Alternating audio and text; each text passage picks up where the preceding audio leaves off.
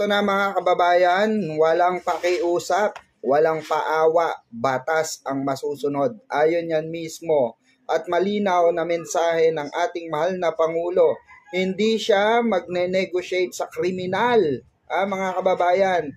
Kahit gaano pa kalaki ang pangalan, the system is moving. Yan po ang talagang diin na salita ng ating mahal na Pangulo dito sa kanyang speech ngayong araw na ito, mga kababayan. The system is moving and the Ombudsman Evidence, DPWH coordination, lahat may resibo po, mga kababayan. Ito ang mukha ng totoong political will.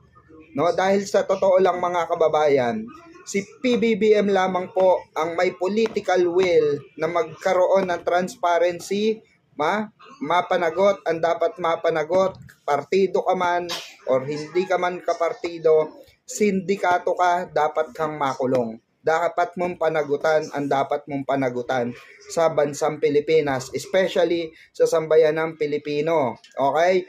12 billion frozen assets na po ang naipa-freeze ng ating mahal na Pangulo kasama ang ICI Ombudsman regarding dito sa maanumalyang flood control project or mga ghost project ng flood control. 3,566 banks account na po, mga kababayan. 247 sasakyan, 178 properties. Numbered these, big don't moves unless seryoso ang gobyerno, 'di ba? Ito po ang highlights ng mga sinabi ng ating mahal na Pangulo.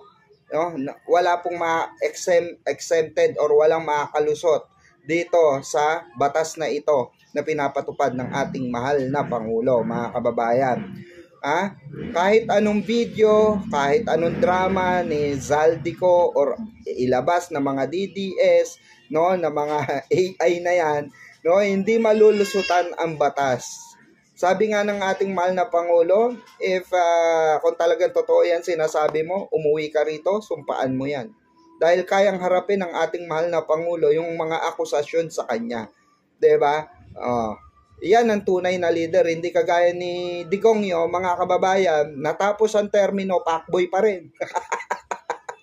Pakboy lang ang pagiging alam ni Digongyo, mga kababayan. Kaya doon na mamamatay sa ICC, mga kababayan.